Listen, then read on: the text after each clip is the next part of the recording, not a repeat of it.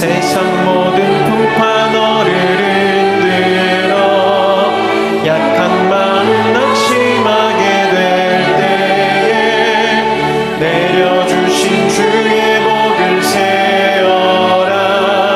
주의 크신 복을 내가 알리라.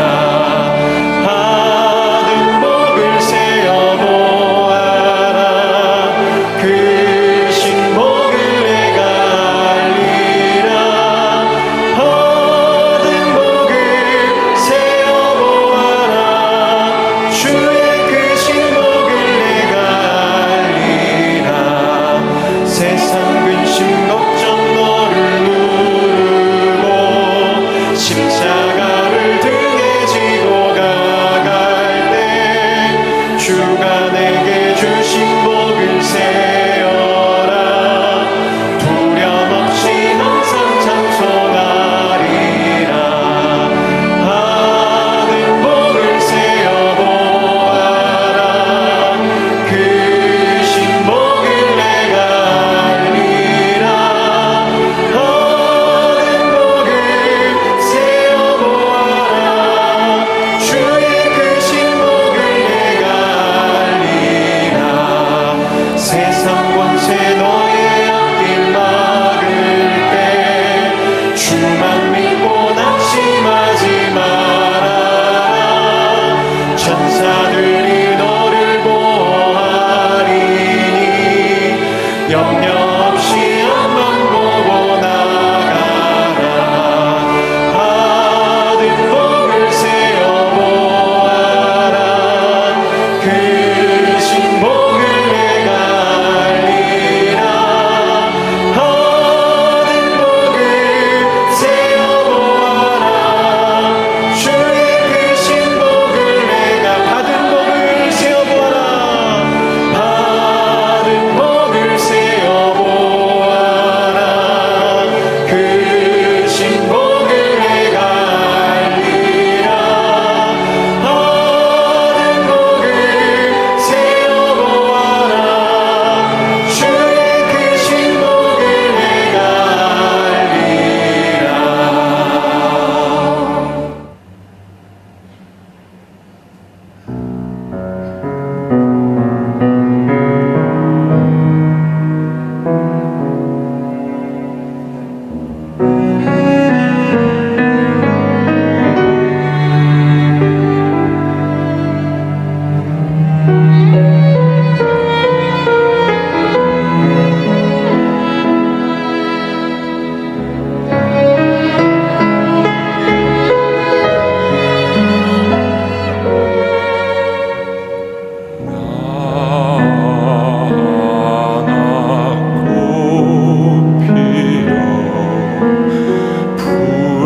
불밭이 달라지겠냐고 나 하나 꽃 피어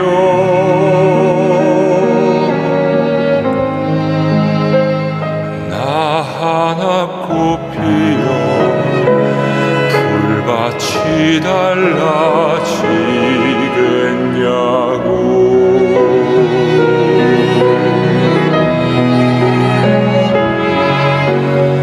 나 하나 물들어 산이 달라지겠냐고 나 하나 물들어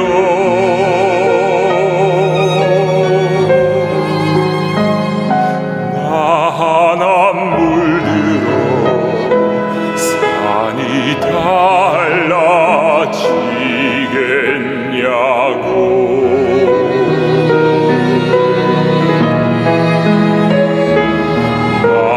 말하지 말아라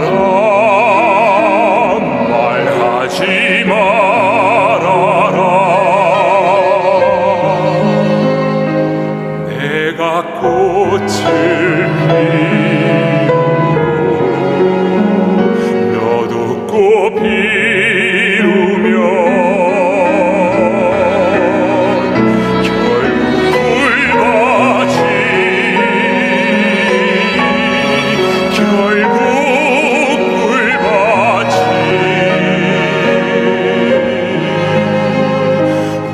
세상 풀밭이 꽃밭 되는 것이 아니겠느냐.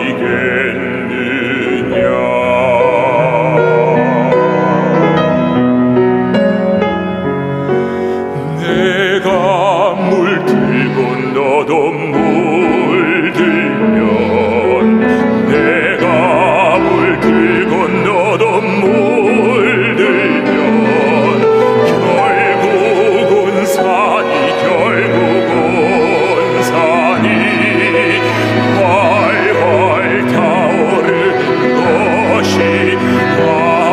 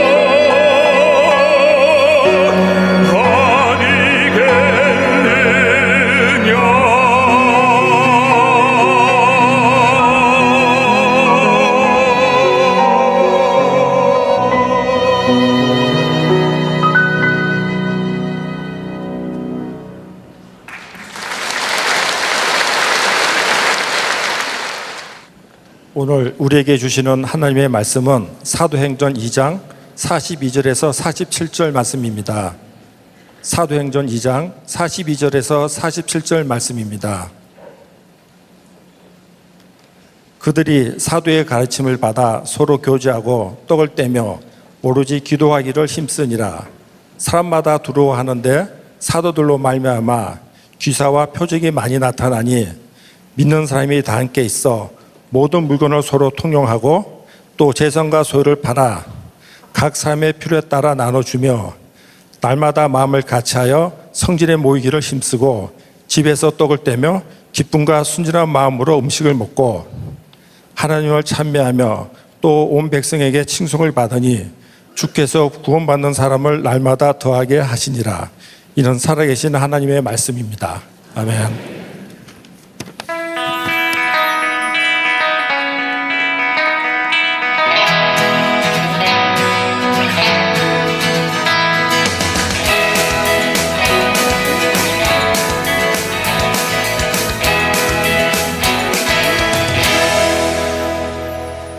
우리 한번 인사를 하고 말씀으로 들어갈 텐데, 주님의 이름으로 사랑하고 축복합니다. 두 손을 흔들어 인사합시다. 시작. 주님의 이름으로 사랑하고 축복합니다. 고맙습니다.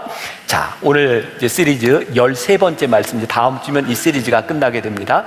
다시 새롭게 세워지는 공동체. 오늘은 공동체에 대한 이야기를 좀 하려고 합니다.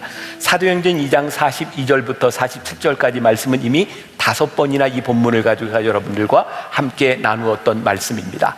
자, 이번 설교 시리즈를 하는 동안 제가 한 책을 많이 인용했어요. 알렌 크라이더가 쓴 초대교회의 길을 묻다라는 책인데, 우리 교회가 나아가야 될 공동체의 방향을 초대교회에서 한번 물어봐야 되겠다라는 생각을 하게 되었어요.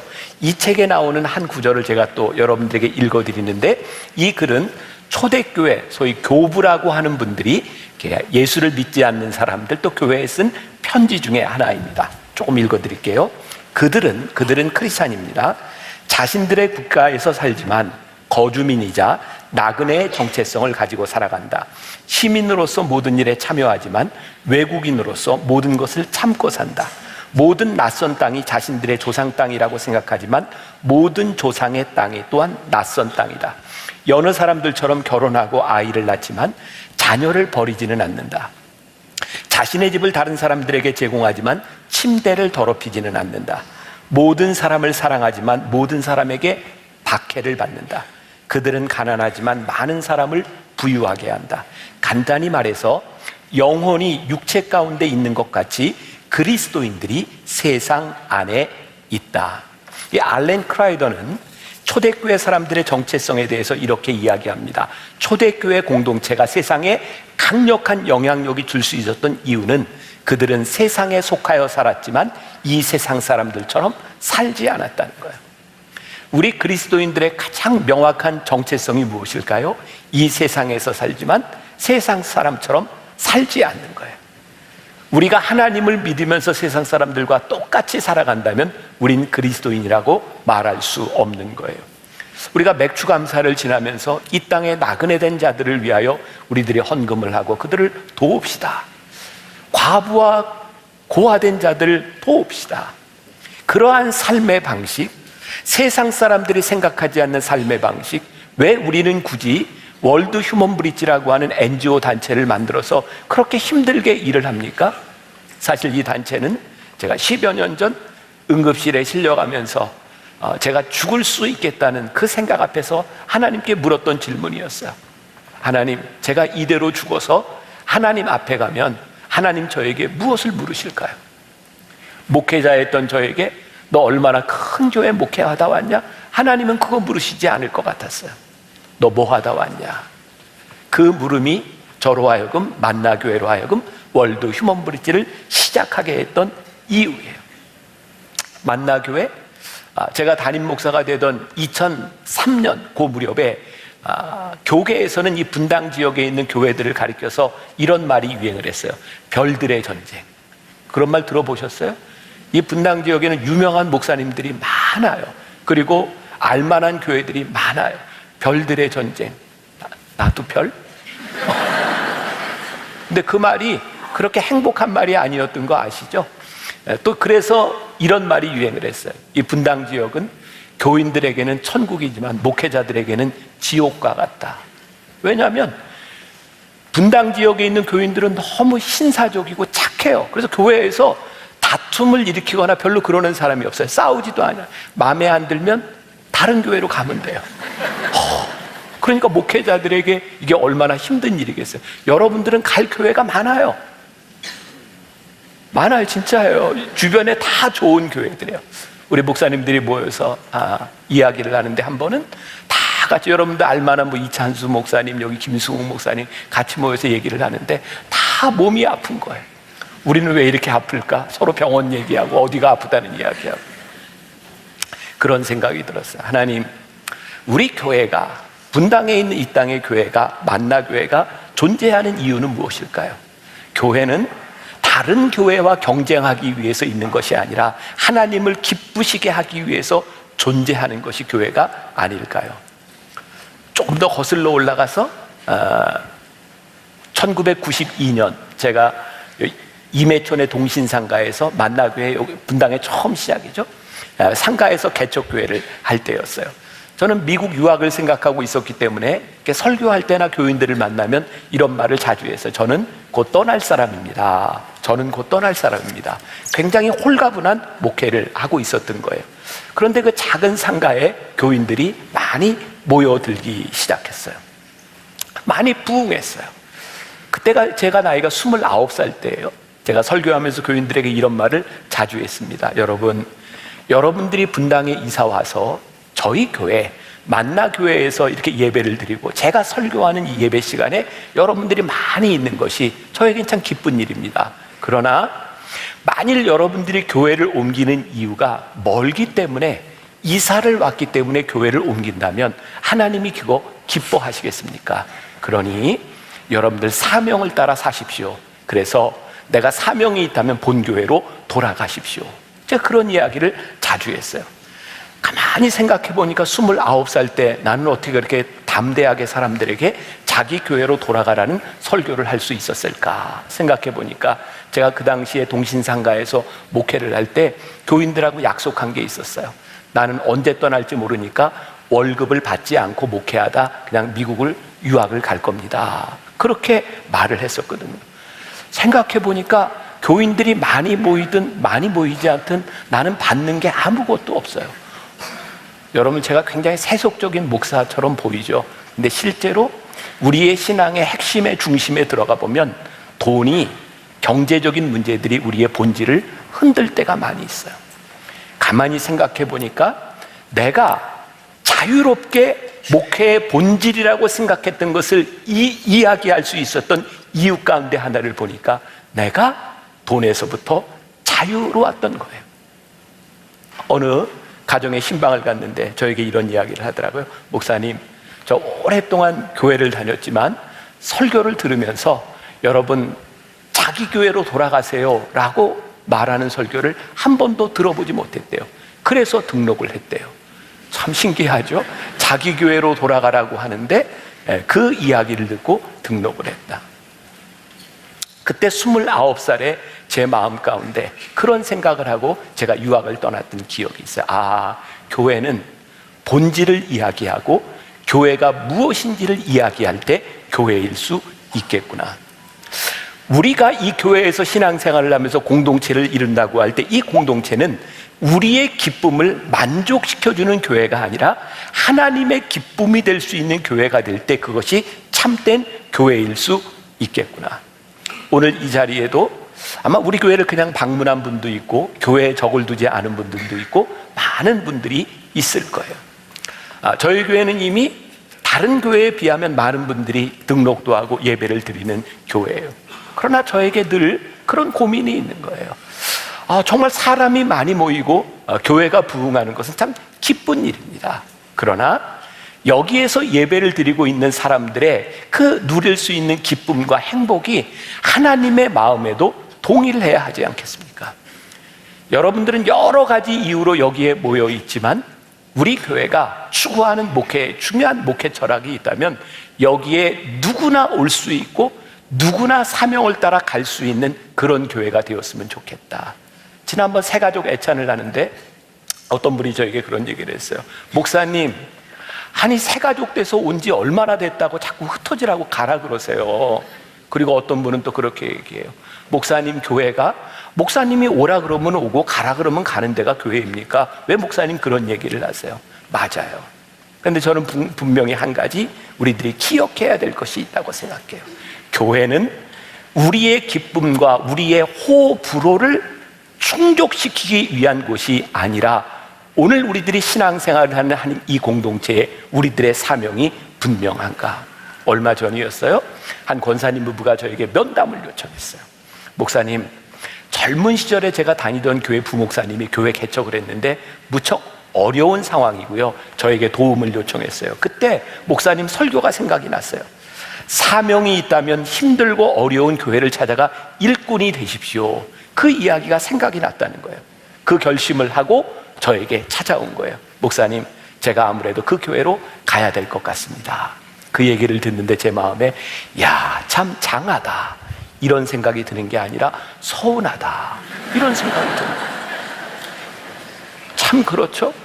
제가 그렇게 설교를 했는데 그 설교를 듣고 떠나겠다는 교인의 이야기를 들으니까 서운한 거예요. 참 사람이 신기해요.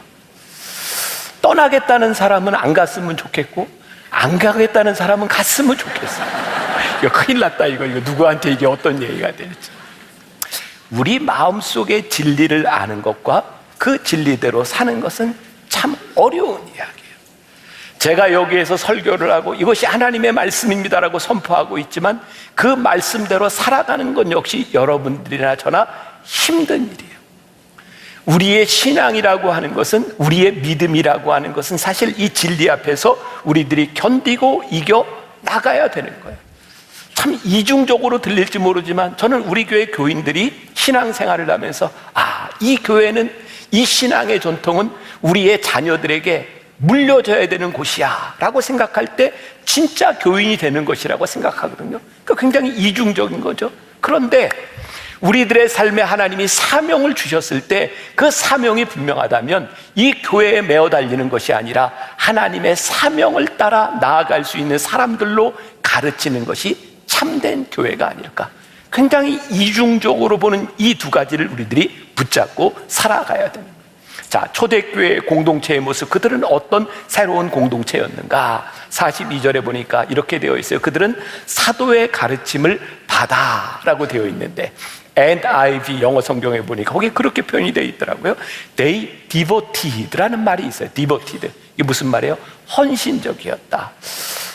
그들은 사도의 가르침을 받는데 무척 헌신적이었다는 거예요. 저에겐 그렇게 이해가 되는 거예요. 사도 초대교회 공동체가 그렇게 바람직한 공동체가 될 수 있었던 것은 그들이 신앙생활을 하는데 사도의 가르침을 잘 받았다는 거예요. 우리가 좋은 믿음의 공동체를 우리들이 만들어 가기 위해서 우리들은 가르침을 받는 것에 있어서 얼마나 헌신적인가, 여러분들은 얼마나 배우려고 하는가.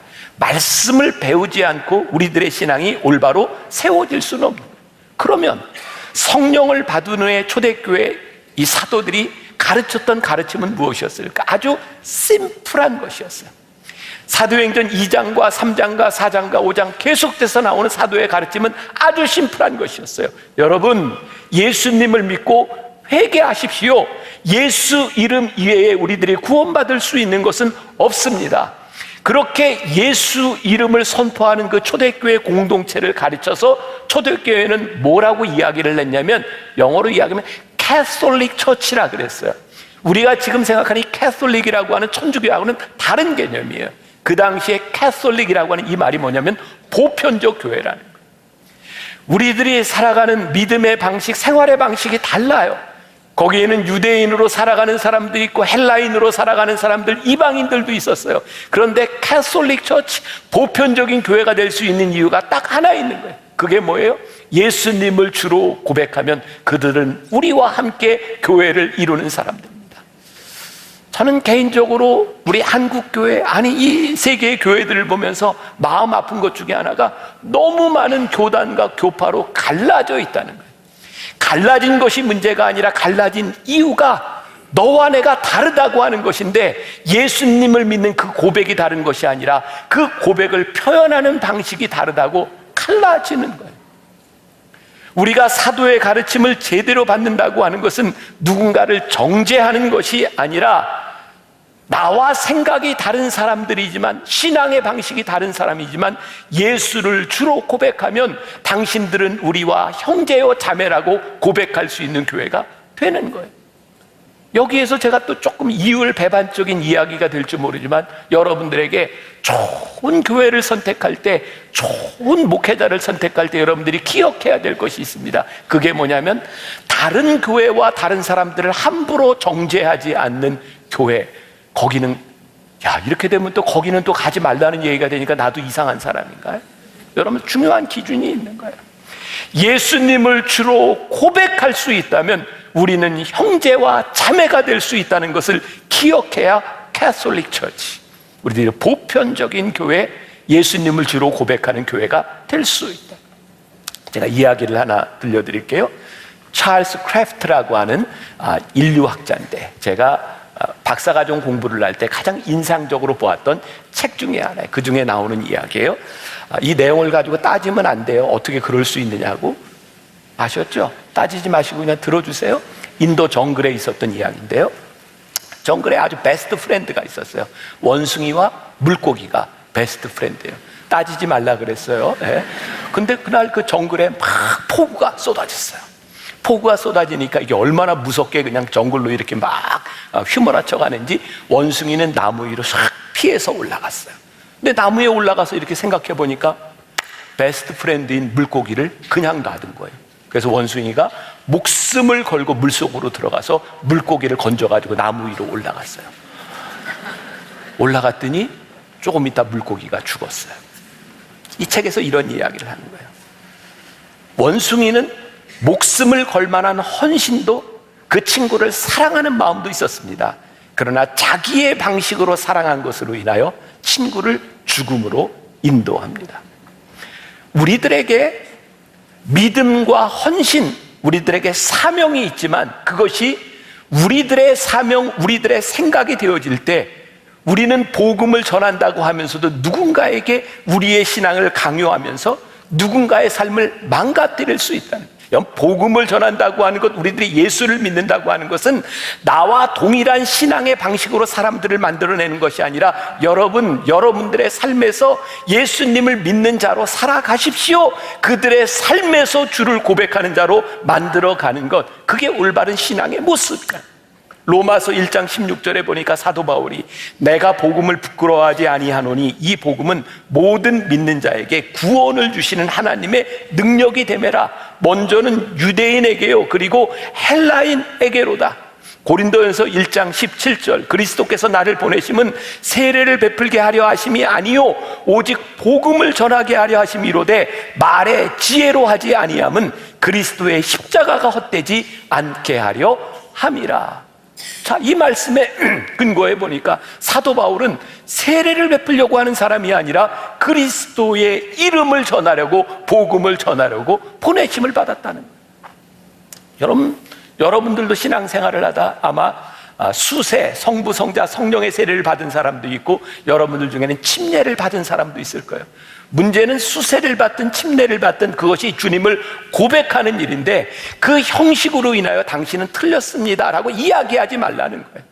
언젠가도 제가 한번 이야기했죠. 옛날 중세교회에는 예배 시간에 나오는 교인들이 단추를 다느냐 마느냐를 가지고 교단이 갈라졌어요. 아니, 예배 시간에 나오는데 단추를 단 옷을 좀 입으면 어떻고 안 입으면 어때요? 또 얼마 전까지만 해도 교회에서 악기를 사용하느냐 마느냐를 가지고 악기파와 무악기파로 갈라졌어요. 심지어 중세 개혁교회는 예배 드릴 때 십자가를 다느냐 마느냐를 가지고 갈라졌어요. 우리가 다 예수 그리스도를 주로 고백하는 공동체인데 우리들이 그렇게 살아가지 말라는 거예요. 우리들이 전하는 것, 그것이 복음, 예수의 이름인 것을 우리들이 기억해라. 자, 그러면 이 교회 안에, 이런 교회 안에 어떤 관계의 원리들이 작용을 하는가? 오늘 말씀해 보니까 서로 교제하고 떡을 떼며 오로지 기도하기를 힘쓰니라 라고 되어 있어요. 사도들의 가르침을 받은 공동체에 자연스럽게 나타나는 현상이 있다. 교제하고 떡을 떼고 기도하기를 힘쓴다. 먼저 기도하기를 힘쓴다, 오로지 기도에 힘쓴다 라고 하는 말을 한번 생각해 봅시다. 여러분들은 기도하는 게 많이 기쁘세요? 여러분들의 신앙생활에 기도해야 된다는 것이 부담이세요? 저는 목회를 하다 보면 종종 그런 때가 있어요. 목회를 너무 열심히 하다 보면 기도할 시간이 없어요. 그죠? 그래서 저 스스로 이런 질문이 드는 거예요. 내가 이거 제대로 하고 있는 건가? 그런 생각이 들면 언제부터인가? 내가 기도해야지. 기도 안 하면 안 되겠어. 그리고 시간을 정해놓고 기도하려고 하면 기도하는 시간이 참 힘든 시간이 되는 거예요. 그래서 후안 카를로스 오르티지 목사님은 이런 표현을 얘기했죠. 여러분들에게 기도가 지루한 노동이 되지 않도록 하십시오.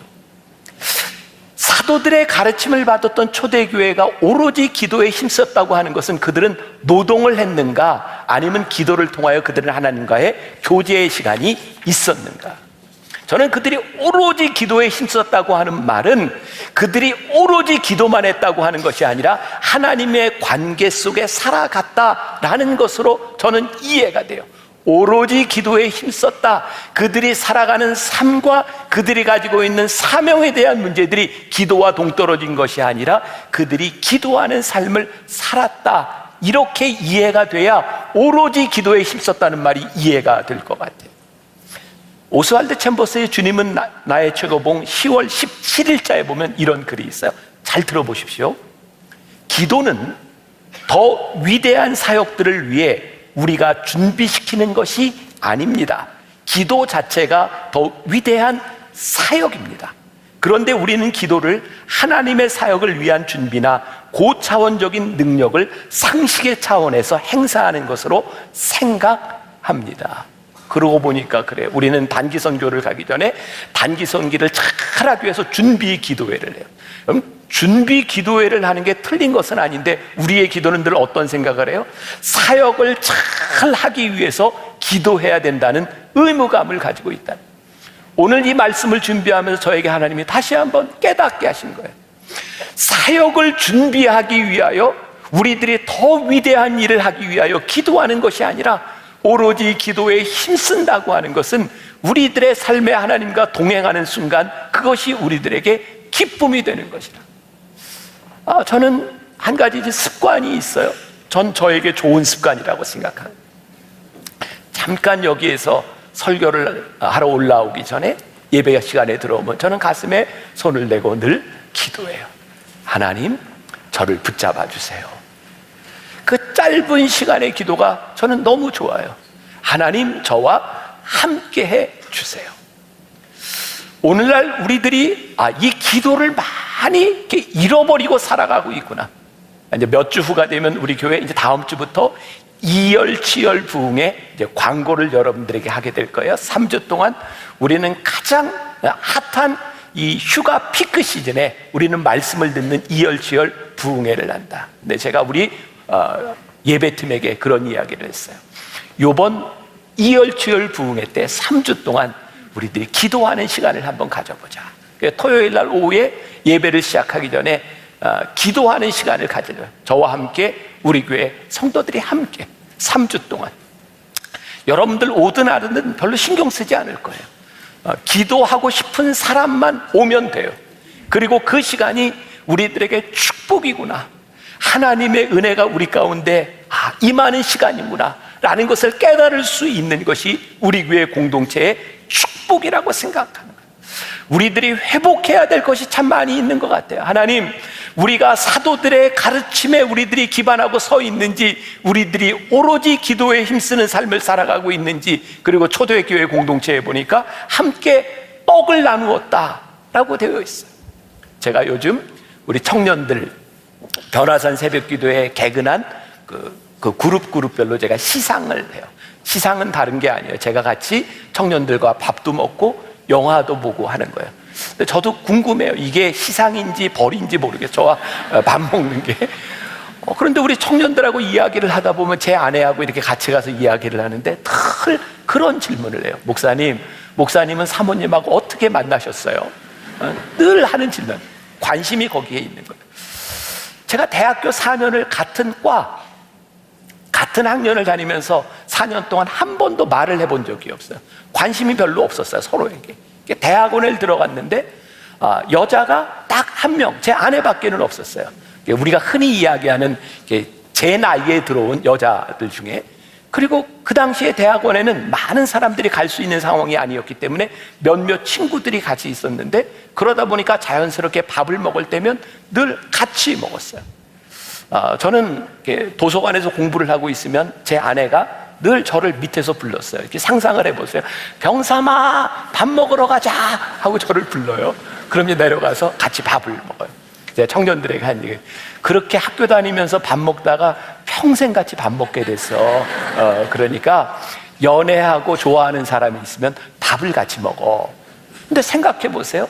한 번, 두 번 밥을 같이 먹는 것은 그렇게 어려운 일이 아니에요. 그런데 매일 같이 밥을 먹는다고 생각해 보면 그 쉬운 일이 아닙니다. 내가 이 사람과 함께 무엇을 먹을지 내가 좋아하는 것을 양보하고 포기하지 않으면 같이 밥 먹는 것이 그렇게 즐겁지 않습니다. 예전에 우리 그렇게 외식 문화가 많지 않았을 때 식구들이 함께 이렇게 중국집에 가면 늘 고민했잖아요. 어떤 고민?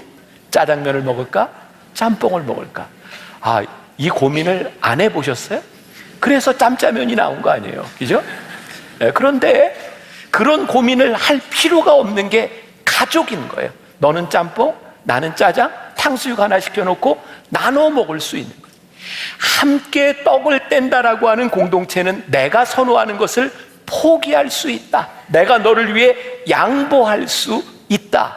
함께 떡을 떼는 공동체가 정말 좋은 공동체를 만들어 간다는 거예요.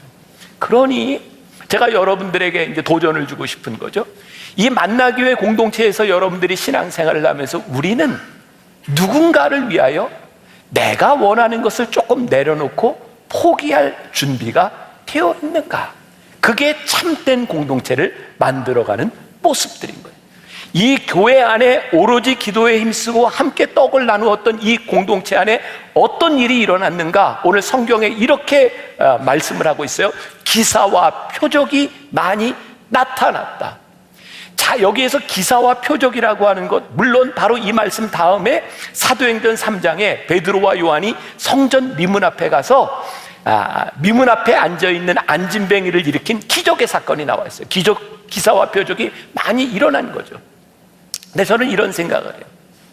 기사와 표적이 진짜 안진뱅이가 일어나는 그런 기적만을 의미하는 것일까? 조금 전에 초반에 이야기했던 초대교회 사람들이 살아가는 삶의 방식이 그들이 살아가는 삶과 같지 않았던 그들의 모습이 더 큰 기사와 표적이 아니었을까? 어떻게 저 사람들은 이런 세상 가운데서 저렇게 살아갈 수 있어? 기사와 표적이 일어나는 초대교회 공동체를 바라보며 세상 사람들이 그 교회를 바라보며 두려워했다라고 말씀하고 있어요. 오늘날 이 세상 사람들이 교회 공동체에 있는 우리를 바라보며 두려워하고 있는가? 우습게 보고 있는가? 왜 그 교회를 두려워했을까요? 거기에 하나님의 임재가 분명하게 나타났기 때문이에요. 저는 영어 단어 중에 미국 교회 가서 예배 드릴 때면 참 멋진 단어가 있는데 그게 뭐냐면 awesome God이라는 말. awesome God. 이걸 어떻게 표현할까요? 와, 하나님의 임재 가운데 두려움과 경외심과 awesome God. 하나님의 임재가 이 안에 가득해 라고 말하는 것. 이 awesome God이라고 하는 말이 무엇일까요? 와, 우리 인간의 생각으로는 일어날 수 없는 일들이 이 교회 안에서 일어나는 공동체가 됩니다. 이사야 55장 8절과 9절 말씀에 보니까 이는 내 생각이 너희의 생각과 다르며 내 길은 너희의 길과 다름이니라. 여호와의 말씀이니라. 이는 하늘이 땅보다 높음같이 내 길은 너희의 길보다 높으며 내 생각은 너희의 생각보다 높음이니라. 하나님의 생각이 우리의 생각보다 훨씬 더 높고 우리의 생각보다 훨씬 더 깊은 하나님의 생각과 하나님의 뜻이 나타나는 공동체, 이게 세상이 두려워하는 공동체라는 말. 마태복음 6장 33절에 유명한 말씀이 있죠. 너희는 먼저 그의 나라와 그의 의를 구하라. 그리하면 그가 모든 것을 너희에게 더하시리라. 우리가 하나님의 나라와 의를 먼저 구하는 것이 쉬운 일이 아니에요. 근데 하나님의 의와 하나님의 뜻을 구하는 자들에게 하나님이 이 모든 것을 더하시는 기쁨과 축복을 우리들에게 주시는 거예요. 지난 한 주간 월요일부터 금요일까지 매일 저는 일본에 있는 목회자들 그리고 일본의 교인들을 대상으로 세미나를 하고 설교를 했어요. 목이 지금 많이 이제 상해 있는 상태예요. 참 힘들었어요. 그냥 강의만 하는 것이 아니라 이게 통역을 두고 계속 해야 되니까 제 머릿속에는 한마디를 이야기하고 그 다음 말을 생각해야 되고 또 일본 사람들 또 이렇게 졸지 않게 해야 되잖아요. 잘 듣게 해야 되잖아요. 그러니까 참 열심히 강의를 하고 이제 끝나고 나면 일본의 목회자들이 저한테 와서 이렇게 또 질문을 해요. 그런데 그 질문이 어쩌면 그렇게 다 비슷해요. 그러니까 저는 대답을 해주면 똑같은 대답을 다른 사람한테 또 해줘야 돼. 너무 힘든 거예요. 이제 좀 그만했으면 좋겠다. 근데 질문을 하러 오는 일본 목사님들의 눈물과 그들의 진지함을 바라보면서 참 이상하죠. 힘든데 이게 내가 해야 될 일이구나 라는 기쁨이 있어요. 그제 우리 어린 청년들이 이번에 많이 갔어요. 일본 교인들을 대상으로 우리들이 이제 찬양 예배를 하고 어떤 축제를 하고 찬양을 하는데 우리 아이들이 나와서 은혜라는 찬양을 하는데 눈물을 뚝뚝뚝뚝 흘리면서 그 어린애들이 찬양을 하는 거예요.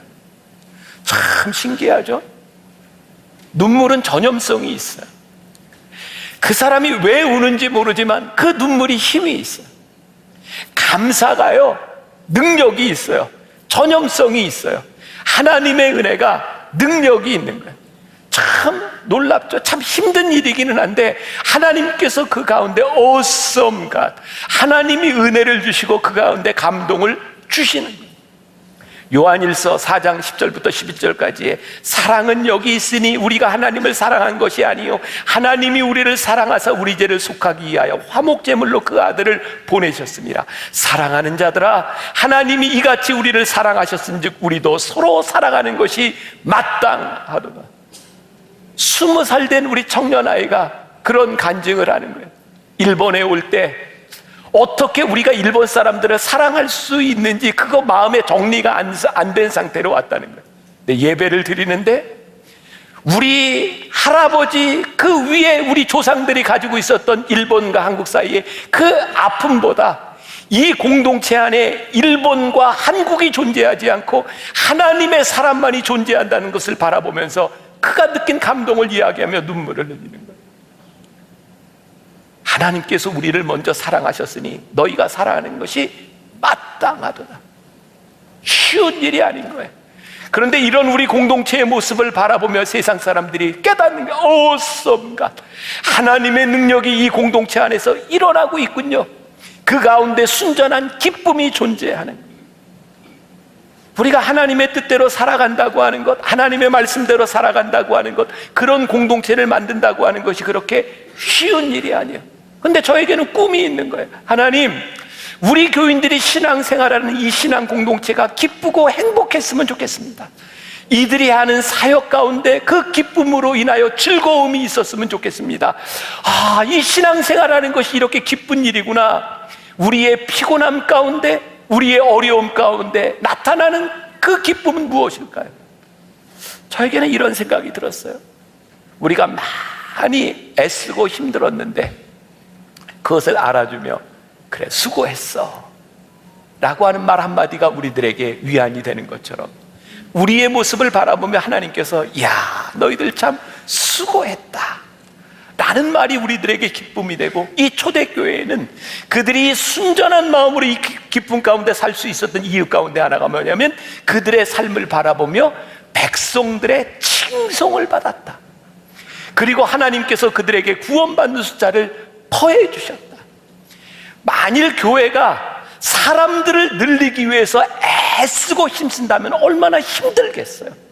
그런데 그 공동체의 참된 공동체의 모습 가운데 백성들의 칭송이 있고 세상 사람들이 바라보며 오썸가, 이야 어떻게 저렇게 살아갈 수 있어?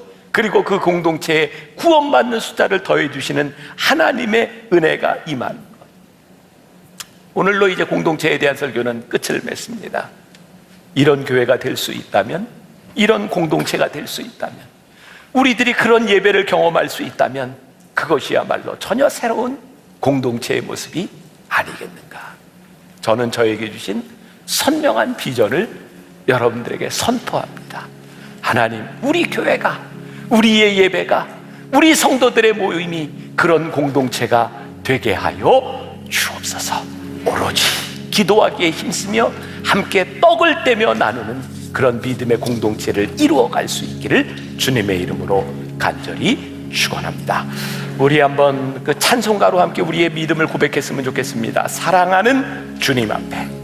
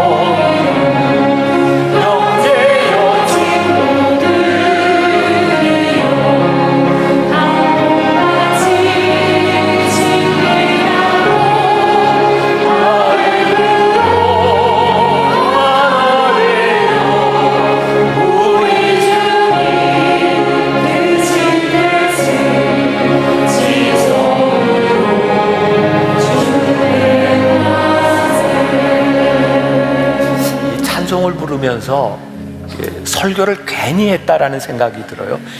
이 찬송 1, 2, 3절에 오늘 말씀이 그냥 다 들어 있어요. 그래서 찬송은 참, 이 찬송을 작곡하고 작사한 사람들이 야, 이 믿음의 고백으로 이 찬송을 만들었구나. 여러분들이 찬송을 부를 때 입만 이렇게 열면 안 돼요. 이 찬양의 가사를 여러분들이 쭉 따라가면서 이렇게 불렀으면 좋겠는데, 찬송가 하나 더 부르고 싶은데 할까요 말까요? 네, 할게요. 내 맘과 정성을 다하여서. 우리 사실은 다 짰어요. 자, 내 맘과 정성을 다하여서 가사를 생각하면서 한번 불러봅시다.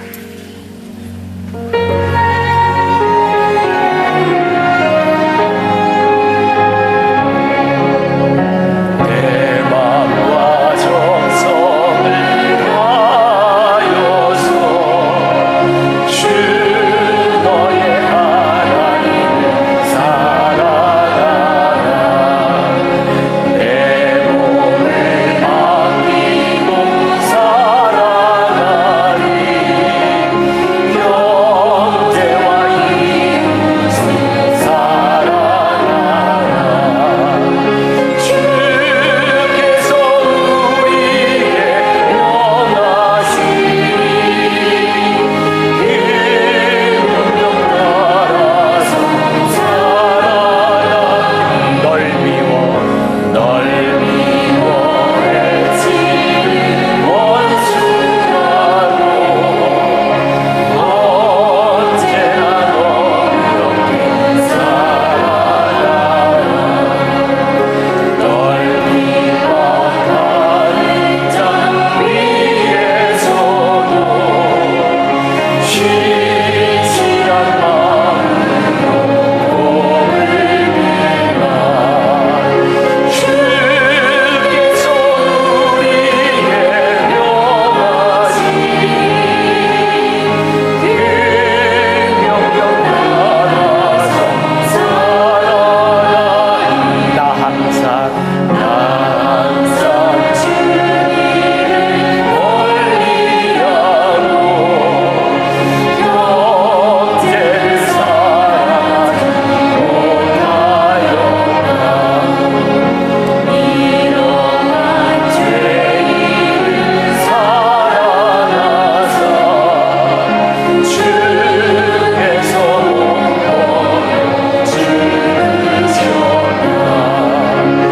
속죄의 그 사랑